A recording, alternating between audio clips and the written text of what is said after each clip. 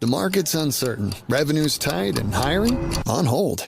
That's why results-driven companies are using Upwork to keep work moving. Go to Upwork.com today and start hiring proven freelance talent fast. No bulky overhead. No rigid long-term contracts. Just the right expert right when you need them. Work smarter and faster with Upwork. Go to Upwork.com now and find your freelance expert. That's UPWORK.com. Post a job for free and get started today. At Capella University, learning online doesn't mean learning alone. You'll get support from people who care about your success, like your enrollment specialist who gets to know you and the goals you'd like to achieve. You'll also get a designated academic coach who's with you throughout your entire program. Plus, career coaches are available to help you navigate your professional goals. A different future is closer than you think with Capella University. Learn more at capella.edu.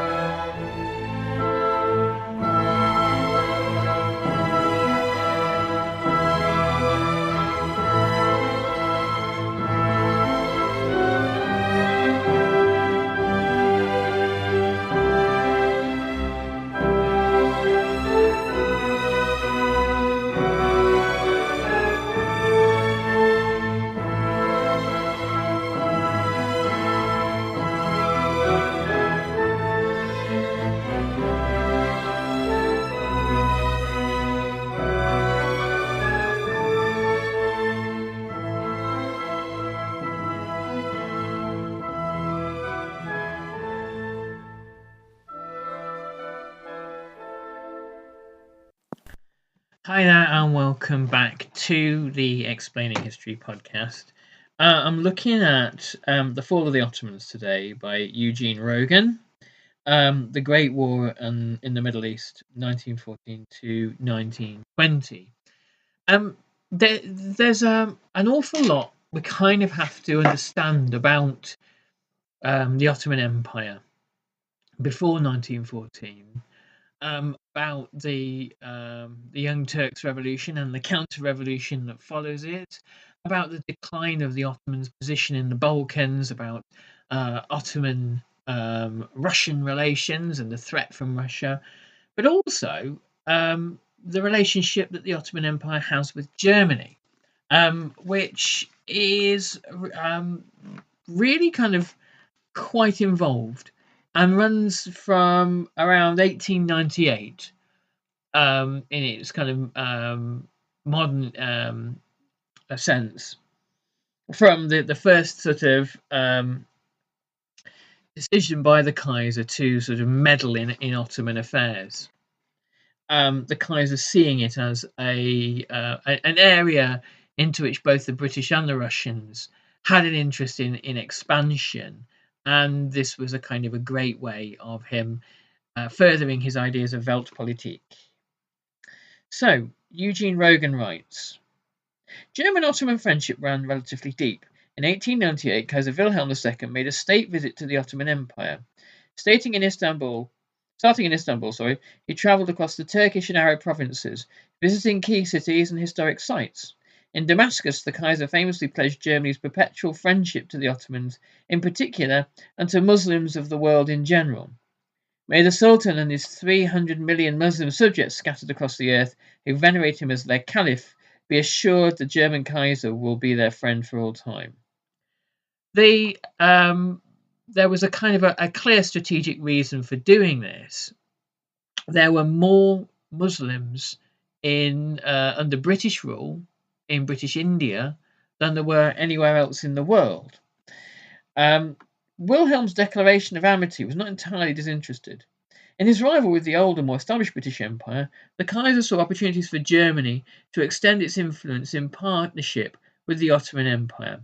Wilhelm believed that friendship with the Ottoman Sultan, who was also recognised as caliph, or success to the Prophet Muhammad as leader of the global Muslim community would make Muslims around the world more sympathetic to Germany than to any other European power. With over 100 million, so I got that figure slightly wrong. I do apologise. I take that back. There were more Muslims obviously in the Ottoman Empire, as you would imagine. There were 100 million Muslims under British rule in India, but the possibilities that the Kaiser saw there for destabilization were huge. The Kaiser recognised that this was a kind of a key area of weakness for the British.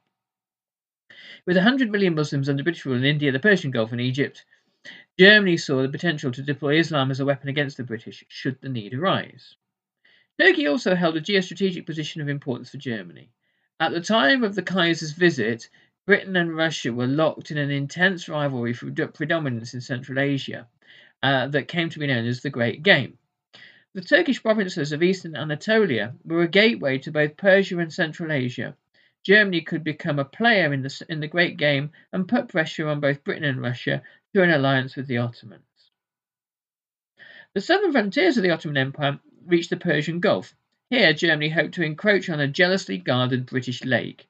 In the course of the 19th century, the British had managed to check the Ottomans and the European powers alike through a system of exclusive treaties binding the Arab rulers in the Trucial States, today the United Arab Emirates, Oman, Qatar, Bahrain, and Kuwait, to the British Crown. Following the Kaiser's 1898 visit to the Ottoman Empire, Germany sought to exploit its new partnerships with the Turks to challenge Britain's monopoly over the Persian Gulf by means of a railway linking Berlin to Baghdad. Following the Kaiser's visit, Germany secured a concession in December 1899 to build a railway across Turkey to Basra on the Persian Gulf via Baghdad. Construction on the line began in 1903, and by 1914 it linked Istanbul to Ankara and the Mediterranean coast near Adana. The railway had run into unexpected difficulties in two mountain chains in Cilicia, however, and fallen well behind schedule. While most of the line in Anatolia was complete, great lengths of the railway remained under construction in Syria and Iraq. The first train pulled out of the station in Baghdad with little fanfare on the 1st of June 1914. The line ran northward for 38.5 miles to an empty spot in the desert named Samakya. Undeterred by the lack of public interest in the train to nowhere, the railway company printed timetables and distributed them to government offices, foreign consulates, clubs and hotels. Work continued apace, and on October 1914, the line reached the town of Samara. The northern-bound train departed Baghdad once each week at 10 a.m. and covered the 74-mile distance in 4 hours at an average speed of just under 20 miles per hour. The return train departed Samara for Baghdad each Thursday morning at 10 a.m. The dream of a direct link between Baghdad and Berlin remained remote, yet the project served to bind Germany and the Ottoman Empire closer during a turbulent time in European affairs. Now, one thing that is definitely a key factor in Britain's war with the Ottoman Empire in the Middle East is the extent to which the British underestimated the Ottomans and viewed them as militarily weak and backwards when precisely the opposite was the case. The ability of Ottoman organisation during the Gallipoli campaign, the Dardanelles campaign and the Gallipoli campaign was key to defeating the British and the French and the Anzacs. I think it's important not to go down this sort of rather Orientalist line of the Ottomans didn't know what they were doing and the Germans came along and organised them and showed them what good Teutonic military precision and organisation looked like. But it is fair to say that Germany put in a lot of time and effort to train the Ottoman army up to the levels of modern European military standards, and obviously Germany as the kind of the primary military force in Europe in the late 19th century has probably the best trained army in the world. Eugene Rogan writes, deepening ties between Berlin and Istanbul provoked a crisis in European affairs with the appointment of a German military mission to the Ottoman Empire at the end of 1913. Grand Vizier Said Halim Pasha asked Kaiser Wilhelm II to nominate an experienced general to lead a team of mid-ranking German officers to assist in the reform and reorganization of the Ottoman army in the wake of the Balkan Wars. The Kaiser nominated the Prussian Otto Lehmann von Sanders for the job. Lehmann was at the time commander of the 22nd Division of the German Army, based in Kassel. He had served for years on the general staff and had travelled widely, but had no prior experience in the Ottoman Empire. Lehmann accepted the commission without hesitation and set off by train for Istanbul in mid-December 1913. Shortly after his arrival, Lehmann met with Sultan Mehmed Resad, the Grand Vizier, and the leading triumvirate of Young Turks. The German general was impressed by the Interior Minister Talat's charm and attractive personality, and remarked that Kemal Pasha, commandant of the First Army Corps, combined great intelligence with very determined attitude. However, he fell out with Enver Pasha almost immediately. No doubt Enver, celebrated months earlier as the liberator of Edirne, resented having a German officer hold the Turkish army to account, as one can imagine. While Lehmann was very critical of the deplorable state of which he found the Ottoman army, with its ragged uniforms, pestilential barracks, and underfed and underpaid soldiers, he did not see these as Enver's failings. Rather, the German general believed Enver had been promoted beyond his experience and ability.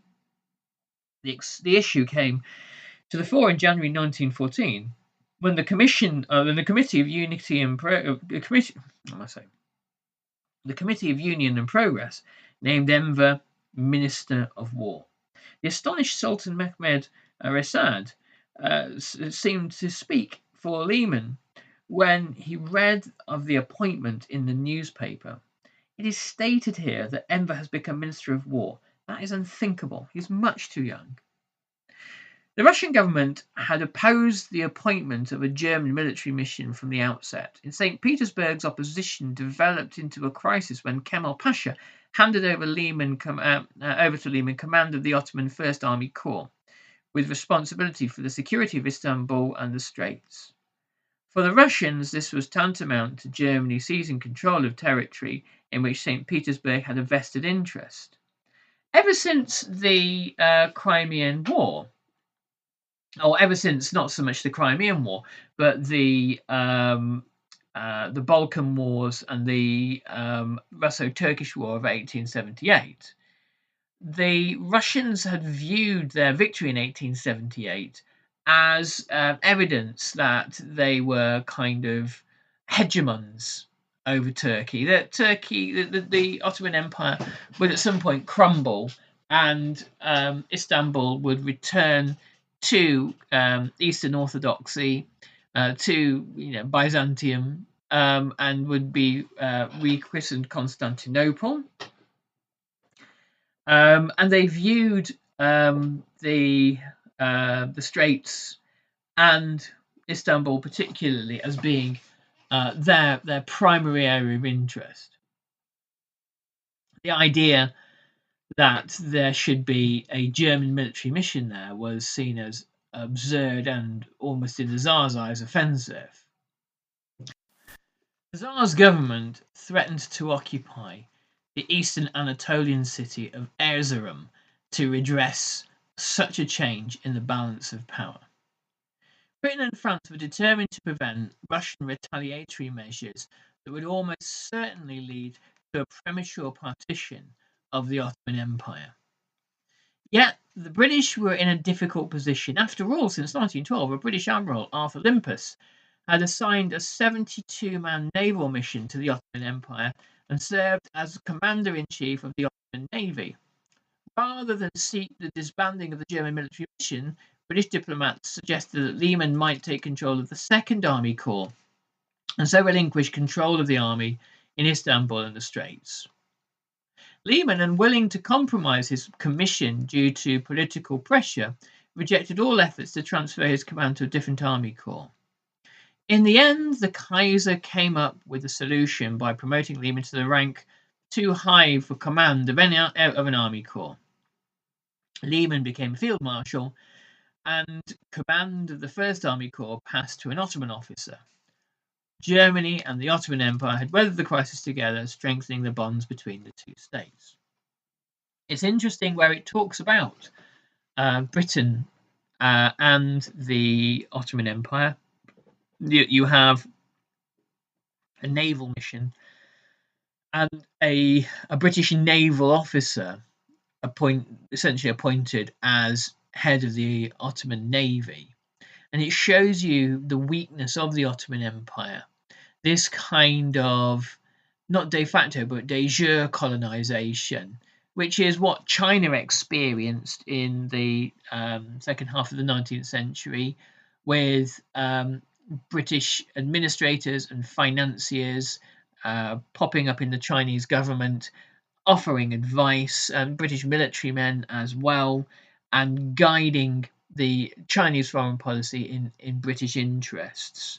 And of course, you see it happening perhaps most nakedly in Egypt in the same time period from 1882 onwards, where you have British administrators taking the Egyptian economy apart bit by bit in this kind of notional kind of reclamation of debt, but really it was a kind of the colonial asset stripping of the Egyptian state. The market's uncertain, revenue's tight, and hiring on hold. That's why results-driven companies are using Upwork to keep work moving. Go to Upwork.com today and start hiring proven freelance talent fast. No bulky overhead. No rigid long-term contracts. Just the right expert right when you need them. Work smarter and faster with Upwork. Go to Upwork.com now and find your freelance expert. That's UPWORK.com. Post a job for free and get started today. Stop settling for weak sound. It's time to level up your game and bring the boom. Hit the town with the ultra-durable LG X Boom portable speaker and enjoy vibrant sound wherever you go. Elevate your listening experience to new heights because, let's be real, your music deserves it. The future of sound is now with LG X Boom. And for a limited time, save 25% at LG.com with code FALL25. Bring the boom. X Boom. Doug. Here we have the Limu Emu in its natural habitat, helping people customize their car insurance and save hundreds with Liberty Mutual. Fascinating. It's accompanied by his natural ally, Doug. Limu, is that guy with the binoculars watching us? Cut the camera. They see us. Only pay for what you need at libertymutual.com. Liberty, liberty, liberty, liberty. Savings vary. Underwritten by Liberty Mutual Insurance Company and affiliates. Excludes Massachusetts. By the summer of 1914, the Ottoman Empire was swinging manically between the optimism of its economic boom and the crises of its foreign relations. The contradiction was resolved catastrophically with the assassination of the Austrian Crown Prince Archduke Franz Ferdinand in the Bosnian city of Sarajevo on the 28th of June 1914. The assassination activated the web of open and secret alliances that divided Europe into two belligerent blocs. The fact that the Ottoman Empire lay outside that treacherous network of alliances was no comfort to the Porte, the Ottoman government. The looming prospect of European general war raised the imminent threat of a Russian annexation of Istanbul, the Straits, and eastern Anatolia, and the ultimate dismemberment of the Ottoman Empire among the Entente powers. France was known to covet Syria, Britain had interests in Mesopotamia, and Greece wished to expand its grip over the Aegean. The Ottomans alone had no chance of defending their territory against so many enemies.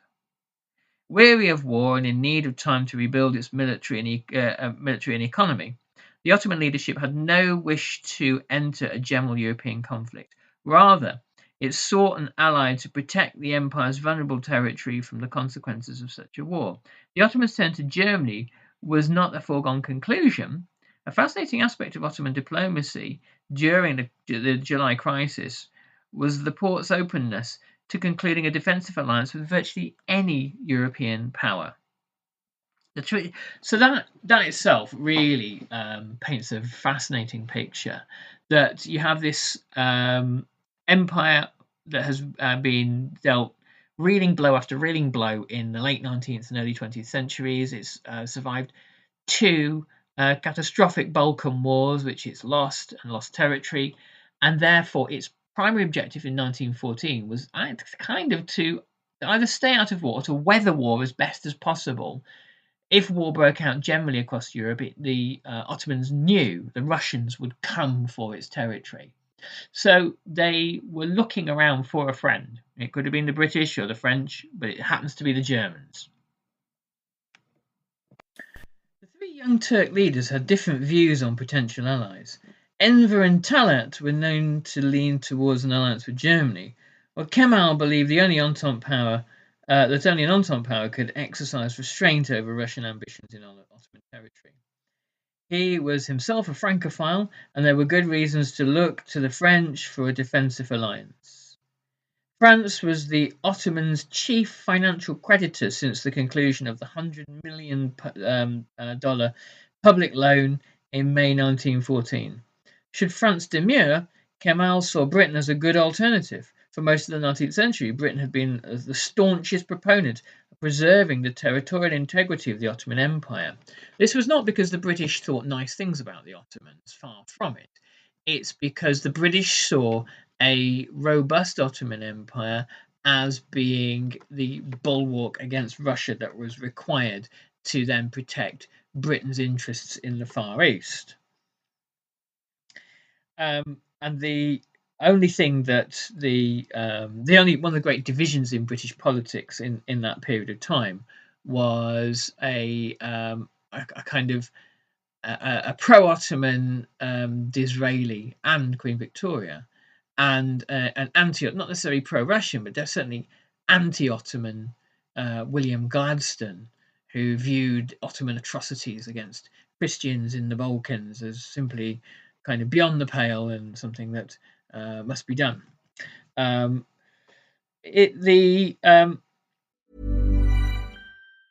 Only Boost Mobile. Boost Mobile will give you a free year of service. Free year? When you buy a new 5G phone. New 5G phone? Enough. But I'm your hype man. When you purchase an eligible device, you get $25 off every month for 12 months with credits totaling 1 year of free service. Taxes extra for the device and service plan. Online only. The market's uncertain, revenue's tight, and hiring on hold.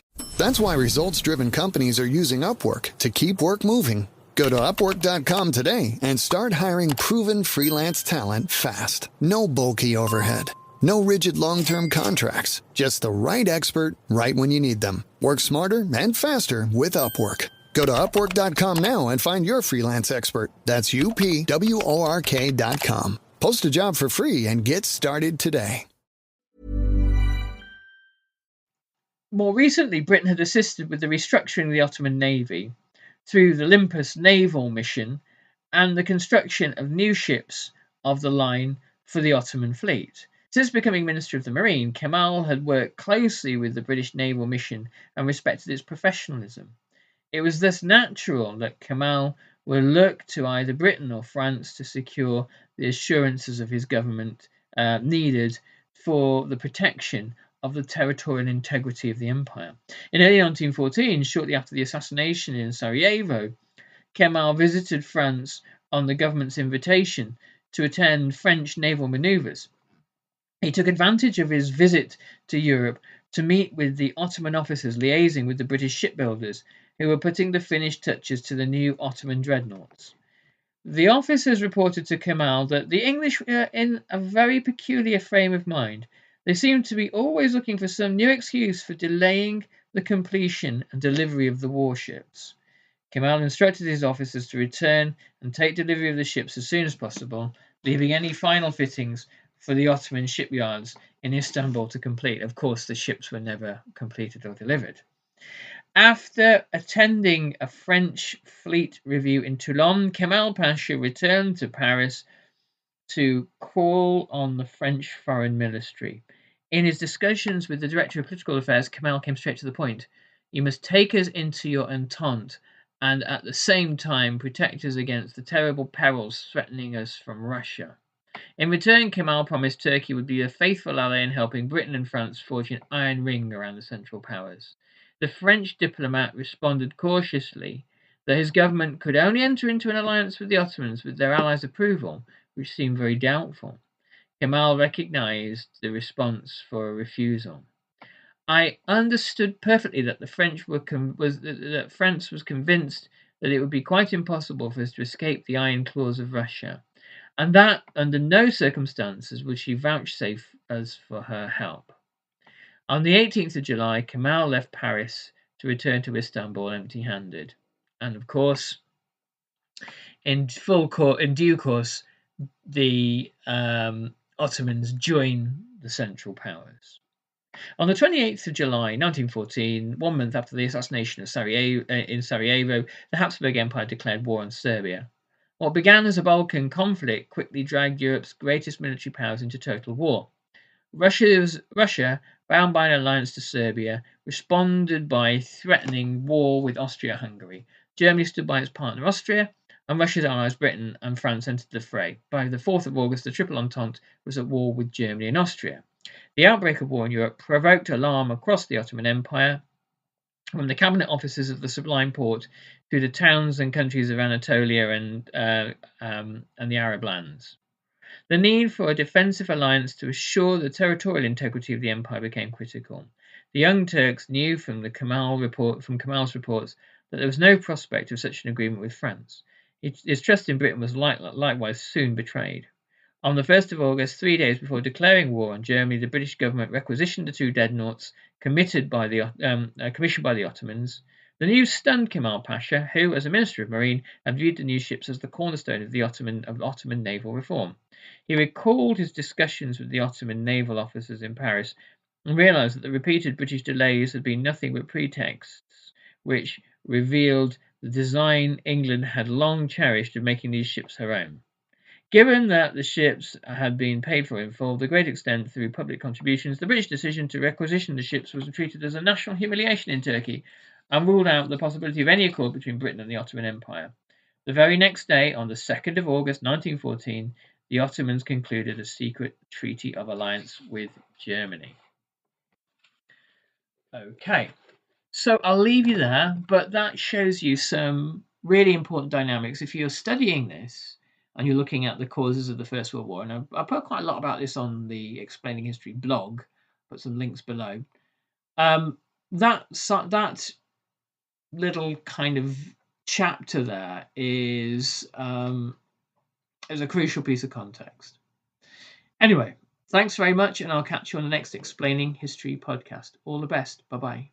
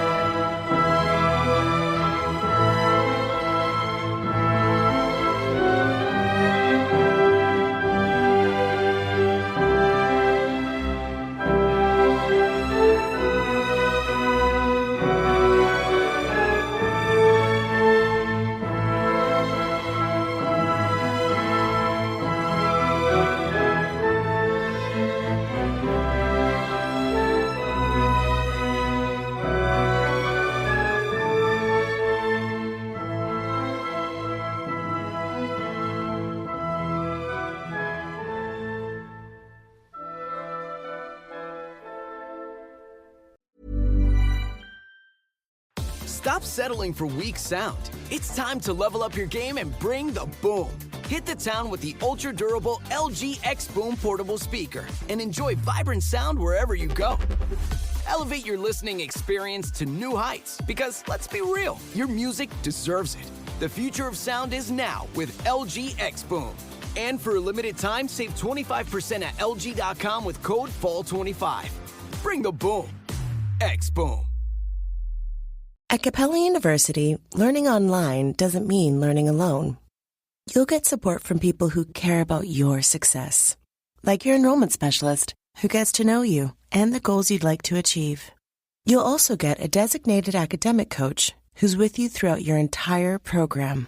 Plus, career coaches are available to help you navigate your professional goals. A different future is closer than you think with Capella University. Learn more at capella.edu. Thank you for listening to this episode of Explaining History. This podcast is an independent production, and it's listener support that keeps these conversations going week after week. If you find value in the show and want to help cover the costs of research and production, please consider making a contribution. You can join our community on Patreon or make a one-off donation. Just follow the links in the show notes for this episode. Every bit of support is truly appreciated.